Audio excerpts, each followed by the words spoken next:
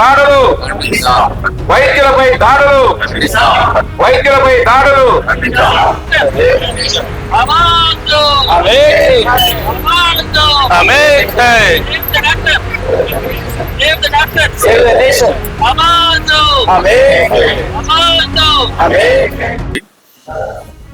ఇది చాలా బాధాకరమైన విషయం. అసలు మన బండ్లగూడ హైదరాబాద్ లో జరిగిన ఒక పీడియాట్రిక్ హాస్పిటల్లో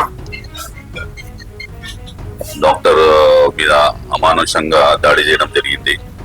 ఒక గ్రూప్ ఎమర్జెన్సీ కేసు రావడంతో ఆ డాక్టర్ తీసుకోవడం చేసిన నేరం అది. అంటే ఒక హ్యుమానిటీ మీద ఒక ప్రొఫెషనల్ గా ఒక మనకి చైల్డ్ చాలా ఎమర్జెన్సీ ఉండడం వల్ల అది ఆ కేసు టేకప్ చేయడం తను చేసిన ఒక మిస్టేక్. అది నాకు అర్థమైందంటే, సో దాంట్లో ఏమైందంటే తను రీటెస్ట్ చేయబోయి ఒక హాఫ్ అన్ అవర్ అన్ని విధాల ప్రయత్నం చేసినా కూడా ఆ ఎమర్జెన్సీ పాపం బాధకరమైన విషయం ఏంటంటే ఆ బేబీ చనిపోవడం జరిగింది. సో ఆ ముందు జరిగిన సంఘటనలతో మనకి ఏం సంబంధం లేకుండా వచ్చిన ఎమర్జెన్సీ మాత్రం ఎటువంటి నెగ్లిజెన్స్ లేకుండా మొత్తం అన్ని విధాలుగా తన సాయశక్తిలో ప్రయత్నం చేసిన డాక్టర్ కి ఈ సమాజం చూపిన ఒక ఘోరమైన ఒక ఇన్సల్టింగ్ అమానుషం బాధకరమైన విషయము నైతికంగా మొత్తం లోపల్గా అయిపోయి మెంటలీ అప్సెట్ అయిపోయి సో ఫిజికల్ గా దాడి చేయడం జరిగింది గ్రూప్ అంతా. సో వాళ్ళ చేతులకి అది తీసేసుకొని violence, so doctors and violence main గా అది పరాకాష్ట అన్నది ఇది. సో దీని తర్వాత వెంటనే మళ్ళీ పోలీసులు తీసుకుపోయి మనకి హాస్పిటల్ మనకి స్టేషన్ ఉన్నప్పుడు తీసుకెళ్లడము, పోలీసులు అసలు పోలీస్ స్టేషన్ తీసుకెళ్లడం కూడా అది కూడా అసలు రాంగ్. అది ఎందుకంటే we have clear cut protection మనకి అన్లెస్ ఇస్ ప్రూవ్డ్ అదర్వైజ్ చేసిన తర్వాతనే, అంటే నేరం అక్కడ క్రైమ్ సీన్ లో ఎంక్వైరీ చేశాక దాన్ని ప్రూవ్ అయిన తర్వాతనే చేయడం తప్పితే యాంటిసిపేటరీగా ముందే పట్టుకెళ్ళడం అనేది అసలు లేని ముచ్చట ఇదంతా. సో అది జరగడము, దానికి తోడు ఒక తన డాక్టర్ ఇంకో పీడియాట్రిషియన్ ఇంకో బటర్ఫ్లై హాస్పిటల్ నుంచి ఇంకో పీడియాట్రిషియన్ డాక్టర్ అర్జున్ అక్కడికి వెళ్ళి తనకి క్రేయాన్స్ హాస్పిటల్ డాక్టర్ ని కొంచెం అసలు ఏం జరిగింది అని వెళ్ళి తనకి సపోర్ట్ గా మెంటలీ తనకి ఒక ఎమోషనల్ సపోర్ట్ ఇద్దామని స్టేషన్కి వెళ్తే అక్కడ కూడా పోలీస్ స్టేషన్లోనే పోలీసుల ఎదురుగానే ఆ డాక్టర్ మీద కూడా దాడి జరిగింది.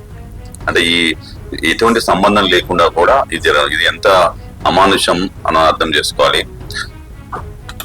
సో మనం అది గుర్తు తెచ్చుకోవాల్సింది ఏంటంటే మనకి ఇదే ఒకవేళ ఎనీ గవర్నమెంట్ డ్యూటీలో ఉన్న డాక్టర్ ఎనీ ప్రొఫెషన్ లో కానీ ఇంక్లూడింగ్ ఫ్రమ్ కలెక్టర్ నుంచి కింద మనకి అటెండర్ వరకు ఎందులోనైనా కూడా మనం కనుక దాడి జరిగితే గవర్నమెంట్ కానీ వ్యవస్థ కానీ ఈ విధంగా రెస్పాండ్ అవుద్దా? ఇంత నీచంగా ఇంత మనకి మానసికంగా మనల్ని ఇబ్బంది పెట్టి ఫిజికల్ గా ఇబ్బంది పెట్టి అంటే వైలెన్స్ చేతులకు తీసుకోవడం అనేది ఎంతవరకు కరెక్ట్ అనేది మీరు అందరూ గ్రహించాలి. మీరు ఒకసారి ఆలోచన చేయండి. డ్యూటీలో ఉన్న వాళ్ళని ఎవరినైనా చేస్తే అది చాలా పెద్ద క్రైమ్, దానికి పెద్ద కవరేజ్, అలా కాకుండా వాళ్ళకి పనిష్మెంట్ ఇవన్నీ జరుగుతూ ఉంటాయి మనకి డ్యూటీలో మీద ఎక్కడ కూడా చేసిన. అదే ప్రాణాలను కాపాడడానికి అంత సీరియస్ గా ప్రయత్నం చేసిన డాక్టర్ మీదకి ఇలా చేయడం చాలా మీ అందరం ఖండిస్తున్నాము. దీనికి మీ అందరము రాష్ట్ర వ్యాప్తంగా మనం ఒక ప్రొటెస్ట్ తెలుపుతూ నల్ బ్యాజులు తొడుగుతూ మేము ప్రొటెస్ట్ తెలుపుతూ దీంతో పాటు మా మీద ఉన్న ఆల్రెడీ ఒక ప్రొటెక్షన్ జియోస్ ఉన్నాయి, అవి క్లియర్ గా దాన్ని పాటించాలి. ఇమీడియట్ అరెస్ట్ లాంటి చేయకూడదు. తర్వాత వాళ్ళకి సీసీటీవీలు అన్ని మన క్లియర్ కట్ గా ఎవిడెన్స్ ఉంది. ఆ ఎవిడెన్స్ బేస్ లో వాళ్ళని అరెస్ట్ చేసి వాళ్ళకి మినిమం 3 years గ్యారంటీగా మనకి పనిష్మెంట్ వచ్చేటట్టు చేయాలి. ఈ 3 years పనిష్మెంట్ పెంచాలని మా డిమాండ్ బేసికలీ. ఎందుకంటే మాకు ప్రొటెక్షన్ లేని మేము సర్వీస్ చేయలేని పరిస్థితుల్లో ఉన్నాము. ఇలాంటి పరిస్థితుల్లో మేము ఫర్దర్ గా సేవలు కొనసాగించడం అనేది చాలా కష్టమైన పని. సో అర్థం చేసుకొని మీరందరూ సొసైటీ మనకి గవర్నెన్స్ అందరూ కూడా ఒక వర్క్ క్లైమేట్ వైలెన్స్ లేని క్లైమేట్ ఇస్తే మేము ఇంకా బెటర్ గా చేయొచ్చు. దీనివల్ల ఏమవుతుందంటే బేసికల్ గా సీరియస్ పేషెంట్స్ ని టేకప్ చేయలేని ఆ ధైర్యం రావట్లేదు డాక్టర్లు లాంటి పని. అది ఆ సెకండ్లను మనం ఏం చేయగలిగితేనే ఏం చేయగలుగుతాం, లేకపోతే మన చేతుల్లో ఏమి ఉండదు. సో మనకి చావు బ్రతుకు అనేది ఎవరి మనుషుల చేతుల్లో ఉండదు, అది అంతా మనకి నేచర్ ప్రకృతిలో ఉంటుంది. మనం మన చేతుల్లో మనకుండే సైన్స్ ఎవిడెన్స్ బేస్ లో మనం ఎంతవరకు పొడిగించగలచ్చు, మనం ఎంతవరకు హెల్ప్ చేయొచ్చు అనే దాంట్లో ప్రయత్నంలో ఏ డాక్టర్ కూడా నిర్లక్ష్యం కానీ అలాంటి ఏం చేయకుండా 100% చేస్తారు. అది అర్థం చేసుకొని గవర్నమెంట్ కానీ ఇటు పబ్లిక్ కానీ వైలెన్స్ ఫ్రీ క్లైమేట్ మాకు ప్రొవైడ్ చేయాలి. దీంతో పాటు మా కండిషన్స్ అన్నిటినీ మాకు గవర్నమెంట్ ఒప్పుకొని నేను ఫర్దర్ గా మాకు కొంచెం ధైర్యం ఇచ్చి మేము పేషెంట్ ని ఎమర్జెన్సీని టేకప్ చేసేటట్టు ఉండాలి. ధన్యవాదాలు. అందరికి నమస్తే. ఈరోజు డాక్టర్లు విధి లేని పరిస్థితుల్లో కూడా రాష్ట్ర వ్యాప్తంగా నల్ల బ్యాడ్జితో నిరసన వ్యక్తం చేస్తున్నాము. మీ అందరికీ తెలుసు. ఈ సమావేశానికి వచ్చిన ప్రింట్ ఎలక్ట్రానిక్ అందరికీ నమస్కారం తెలియజేస్తూ, 3 రోజుల క్రితం బండ్లగూడలోని ఒక పీడియాట్రిక్ డాక్టర్, అపారమైన అనుభవం, 38 సంవత్సరాల పైగా అనుభవం గల ఒక డాక్టర్ను అమానుషంగా కొట్టారు. పేషెంట్ చనిపోతే ఇది మాకు మొదటిది కాదు, చివరిది కాదు అనిపిస్తుంది. ఎందుకంటే వైద్య వృత్తి అన్నిటికన్నా గొప్ప వృత్తి. మానవ సేవే మాధవ సేవ అంటారు. దేవుడు డాక్టర్లు పుట్టినంటారు. అది మాటలకే పరిమితం చేస్తూ, అదే దేవుడైన డాక్టర్ను కొన్ని పరిస్థితుల పట వారు అనుకున్నది కానప్పుడు డాక్టర్లపై భౌతిక దాడులు ఈ మధ్యన పిచ్చి పీరుతున్నది, రాష్ట్రంలో కానీ దేశంలో కానీ. మేము దేవుళ్ళం కాదని ఎప్పుడు చెప్పాం, ఇప్పుడు చెప్తున్నాం. మీరు అనుకున్నట్టు మీ దేవుళ్ళం కాదు, మేము మనుషులమే, వైద్య వృత్తి నేర్చుకున్న మనుషులు ఉన్నాం, అంతే తప్పితే మీ దేవుళ్ళం కాదు. దయచేసి మర్చిపోండి. మా దగ్గర అద్భుత శక్తులు కానీ అతీత శక్తులు కానీ ఇంద్రియ శక్తులు మా దగ్గర లేవు. మేము నేర్చుకున్న విద్యను మేము పేషెంట్లపై చేసి పేషెంట్ రోగాలను కాపాడడంలో మా ప్రయత్నం మేము చేస్తుంటాం. ఒక్కొక్కసారి సక్సెస్ కాకపోవచ్చు. దానికి డాక్టర్ని బాధ్యులు చేసి భౌతిక దాడులు పాల్గొనేది గర్హనీయము. దీన్ని ఐఎంఏ తెలంగాణ స్టేట్ కావచ్చు, వరంగల్ బ్రాంచ్ కావచ్చు, ముక్తఖండతో ఖండిస్తున్నాం. మేము రాష్ట్ర కేంద్ర ప్రభుత్వాలు కూడా దయచేసి వినయంగా కోరుకునేది ఏంటంటే, డాక్టర్ అనేది గొప్ప వృత్తి. మాకు వైద్యం చేసేటప్పుడు కనీస అవసరాలకు నిమిత్తం ఆ చుట్టూ అట్మాస్ఫియర్ ఉండాలి. కానీ నువ్వు మంచి అయితే ఒకటి, చెడైతే ఒకటని దాడులు చేస్తే మాత్రం మేము వైద్య వృత్తి చేయలేము. ఎందుకంటే ఇప్పుడే చాలా మంది యువత డాక్టర్ వృత్తిని ఎంచుకోవడం లేదు. ఎందుకంటే ఈ రిస్క్ గేమ్ ఎందుకు మాకు. కానీ డాక్టర్ వృత్తి లేకుంటే సమాజం ఉండగలదా? అలాగే ఒక డ్యూటీలో ఉన్న డాక్టర్ను కొట్టడం అనేది ఎంతవరకు సమంజసం? ప్రజలు ఆలోచించాలి, గవర్నమెంట్ ఆలోచించాలి. ఒక ఎంఆర్ఓ ఆఫీస్ కానీ, ఒక కలెక్టర్ ఆఫీస్ కానీ, ఒక కోర్టుకు పోయినా కానీ నీకు అనుకున్నప్పుడు జరగనప్పుడు అక్కడ ఉన్న విధి నిర్వహణ ఉన్న ఎంప్లాయీస్ను దాడి చేస్తే ఇలాంటి చట్టాలు ఉంటాయి. కానీ అలాంటి చట్టాలు మాకు ఎందుకు లేవు? ఇప్పుడిప్పుడే మాకు తెలుస్తుంది. ఈ వైద్య వృత్తి మీ అందరం సంఘటితం అవుతున్నాం.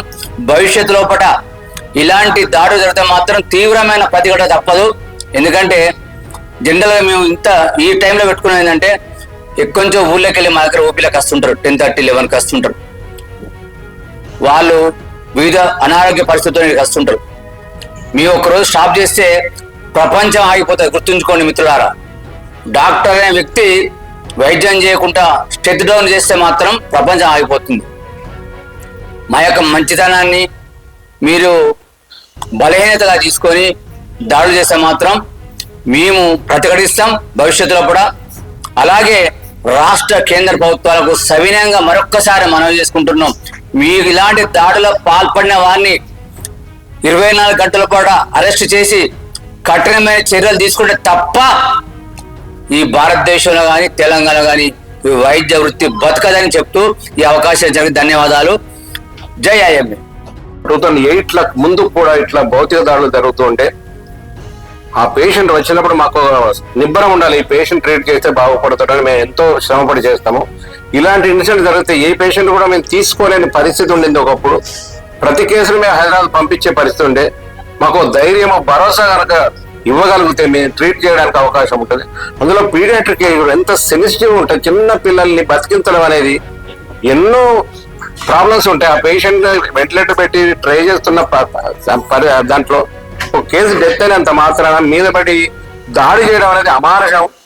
ఈవెన్ పోలీస్ స్టేషన్ ఆవరణలో కూడా దాడి చేయడం అనేది ఇంకా అమానుషం. కనుక మాకు రక్షణ కల్పిస్తే తప్ప మేము ట్రీట్మెంట్ చేయలేని పరిస్థితి ఉంటుంది. 2008 ఒకసారి దేశవ్యాప్తంగా మొత్తం నేషనల్ వ్యాప్తంగా మేము స్ట్రైక్ చేసినప్పుడు ఆర్డినెన్స్ ఒకటి వచ్చింది. ఆర్డినెన్స్ కరెక్ట్ కనుక ఇంప్లిమెంట్ చేస్తే మాకు భరోసా కలిగిస్తే మేము పేషెంట్ చూడడానికి మన వాళ్ళ పేషెంట్ ఎవరైనా వచ్చినా చిన్నపిల్లలు అయితే కొడతారేమైనా భయంతో మేము చూడలేము. ఇక ముందు ఏ పేషెంట్ రిజెక్ట్ చేసే పరిస్థితి ఏర్పడుతుంది. కనుక మాకు ఆత్మధైర్యాన్ని కల్పిస్తే మేము తప్పనిసరిగా ట్రీట్మెంట్ చేస్తాం, మంచి చేయడానికి ప్రయత్నం. ఏ డాక్టర్ కూడా మంచి చేయడానికి ప్రయత్నిస్తాం, పేషెంట్ నయం చేయడానికి ప్రయత్నిస్తాం. ఇది గ్రహించి ప్రెసలందరూ కూడా ఇది ఎక్స్పోజ్ చేస్తే బాగుంటుందని చెప్తాం. వైద్య వృత్తిలో ఉన్నటువంటి డాక్టర్లు కావచ్చు, పారామెడికల్ సిబ్బంది కావచ్చు, అందరు కూడా చాలా నిరాశతో ఉన్నారు. ఈరోజు మీరు చూస్తున్నారు, ఎంజిఎం నుంచి వచ్చినటువంటి పీజీ వైద్యులు ఇక్కడ ఉన్నారు, చాలా మంది యువ వైద్యులు. రేపు వాళ్ళ భవిష్యత్ అంతా కూడా అంధకారంలోకి నెట్టబడుతుంది ఇట్లాంటి సంఘటన వల్ల. ఈరోజు ఇప్పటికీ పెరిఫరీలలో అంటే చిన్న చిన్న టౌన్లలో మీరు చూడండి, ఒక్కటంటే ఒక పెడియాట్రిక్ హాస్పిటల్స్ వాళ్ళు పెట్టలేని పరిస్థితి ఉంది. చిన్నపిల్లల హాస్పిటల్ అన్ని కూడా మూసేసిండ్రు.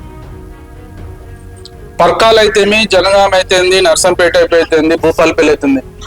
వేరే డాక్టర్లు పెద్దవాళ్ళు చూసే డాక్టర్లు ఉంటారేమో కానీ చిన్నపిల్లలను చూసుకొని వాళ్ళని అడ్మిట్ చేసే హాస్పిటల్స్ అన్ని మూసేసారు. ఎందుకంటే అప్పుడే పుట్టిన పిల్లల నుంచి దాదాపు 5 ఏళ్ల పిల్లల వరకు వాళ్ళ యొక్క ఆరోగ్య పరిస్థితి పూర్తిగా మన చేతుల్లో, పూర్తిగా వారికి హామీ ఇచ్చి ట్రీట్మెంట్ చేసే విధానం ఇప్పటివరకు లేవు. అట్లాంటి ప్రాబ్లమ్స్ కూడా వాళ్ళకి వస్తాయి.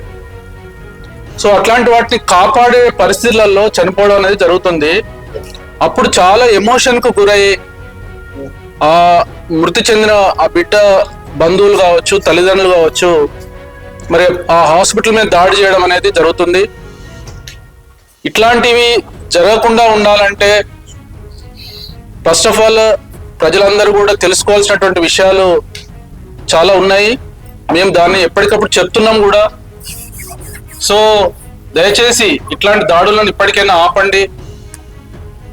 రాష్ట్ర ప్రభుత్వము ఇట్లాంటి వాటి మీద చాలా క్రిమినల్ కేసులు కూడా పెడుతున్నప్పటికీ కూడా ఇట్లాంటి జరగడం చాలా దురదృష్టకరం. ఈరోజు వరంగల్ ఐఎంఏ దీన్ని పూర్తిగా ఖండిస్తుంది. ఐఎంఏ బాడీ ఇది వాళ్ళు పూర్తిగా అరెస్ట్ చేసే వరకు ఈరోజు నల్లబెల్ట్ నిరసన తెలియజేస్తున్నాము. కానీ ముందు పూర్తిగా వైద్యాన్ని స్తంభింపజేసే విధంగా అన్ని మెడికల్ కాలేజ్ నుంచి వచ్చినటువంటి పీజీ విద్యార్థులు ఉన్నారు ఇక్కడ. మరి వారందరూ కూడా ఒక్కసారి బంద్ చేస్తే, ఇన్స్టిట్యూషన్స్ అని బంద్ చేస్తే మరి తీవ్ర పరిణామాలు, తీవ్ర ఇబ్బందులు పడేటువంటి పరిస్థితి ఉంటుంది. కాబట్టి దయచేసి ఈ మీడియా ద్వారా నేను కోరుకునేది రాష్ట్ర ప్రభుత్వాన్ని దోషులను వెంటనే వారిని అరెస్ట్ చేసి వారిని శిక్షించాల్సిగా. మీడియా ప్రతినిధులందరికీ ఈ రోజు జరిగిన సంఘటన వరంగల్ ఐఎంఏకి కొత్త కాదు. కాకపోతే ఇది ఇప్పుడు స్టేట్ లెవెల్లో అవుతుంది కాబట్టి హైదరాబాద్ లో ఇంత హైలైట్ అవుతుంది. ఇది మన వరంగల్ ఎవ్రీ రెగ్యులర్ గా అయ్యే విషయం. ఇది చాలా దుర్మార్గం, అమానుషం. ఎందుకంటే మనం ఉన్న ఒక ఛాన్స్ అంటే ఒక డాక్టర్ దగ్గర పోయినప్పుడు ఇట్లాంటి సీరియస్ కేసు తీసుకోవాలంటే ఎవరికి అంత నోబడి ఇంట్రెస్టెడ్ ఉండదు ఎవరు చేయాలన్నప్పుడు. ఇప్పుడు ఉన్న ఒక ఛాన్స్ ని కూడా మీరు ఇట్లాంటి చేసినప్పుడు ఆ పేషెంట్ ఉన్న ఒక్క ఛాన్స్ ని కూడా మీరు బతకకుండా చూస్తున్నారు. ఇలాంటి చేయడం వల్ల ఈ రోజు రేపొద్దున ఈ పోస్ట్ గ్రాడ్యుయేట్స్ కానీ వేరే రేపొద్దున వచ్చే డాక్టర్లు ఎవరు కూడా ఇంట్రెస్ట్ చూపించట్లేదు. ఎవరైనా సీరియస్ కేసు తీసుకోవాలంటే హైదరాబాద్ పంపించేద్దాం అంటారు. ఎందుకు హైదరాబాద్ పంపించారు? ఇక్కడ సర్వై కావట్లేదా? 100 లో 95%, 97% సర్వే అవుతుంది. ఆ 3 కేసులకు 1-2 పోయినప్పుడు మీరు డాక్టర్లే మా బాధ్యత, డాక్టర్లలో చచ్చిపోయాడు. ముందు ఉన్న రోగం, ఆయనకున్న ప్రాబ్లం ఏంటి ఎవరు గమనించట్లేదు. చిన్న హాస్పిటల్ చచ్చిపోతే డాక్టర్ ఎవరు చచ్చిపోయాడు. ఇది అన్యాయం కదా. ఇట్లా ఏ దేశంలో లేదు. వేరే దేశంలో అయితే డాక్టర్ని అటాక్ చేస్తే తీసుకుపోయి జీవిత ఖైదు, లైఫ్ ఇంప్రిజన్మెంట్. ఇక్కడే డాక్టర్ కొట్టినోడు కూడా తిరుగుతాడు రోడ్డు మీద. పొద్దున government should really come strong. గట్టిగా వీళ్ళ మీద యాక్షన్ తీసుకోకపోతే రేపొద్దున వైద్య వృత్తి ప్రాక్టీస్ చేయడం కష్టము. రేపొద్దున ఫ్యూచర్ డాక్టర్స్ కూడా రేపొద్దు ప్రాక్టీస్ చేయాలనే ఇంట్రెస్ట్ కూడా చూపించారు. రేపొద్దున ఇంట్రెస్ట్ ఇట్లా గన్ను తల మీద పెట్టి ప్రాక్టీస్ చేయాలంటే ఎవరు చేస్తాడు? ఏం చెప్పండి, మీకు మనం ఎవరు చేయగలుగుతాం? ఒక పేషెంట్ వచ్చినప్పుడు బెస్ట్ ఛాన్స్ మన డాక్టర్ దగ్గర ఉన్నప్పుడు ఆ ఛాన్స్ కూడా పోగొట్టుకుంటారు. సో వరంగల్ ఐఎంఏ తరఫున స్ట్రాంగ్లీ కండెమ్ దిస్ ఇన్సిడెంట్. ఇలాంటి ఇన్సిడెంట్ కాకుండా government, state government, central governments ఉన్న లాస్ ని గట్టిగా చేయండి. పోలీస్ ప్రొటెక్షన్, పోలీస్ డిపార్ట్మెంట్ ని, ప్రెస్ మీడియా మిత్రులందరూ కూడా నా మనవి. Thank you so much. వైద్యులపై దాడులు, వైద్యులపై దాడులు, దోషులను వెంటనే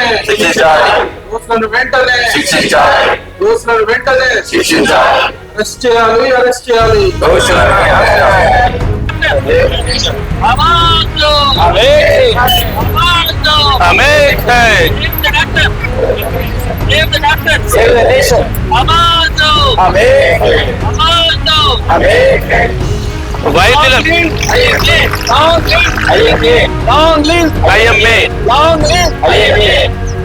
వైద్యులపై దాడులను, వైద్యులపై దాడులను, వైద్యులపై దాడులను ఐక్యత.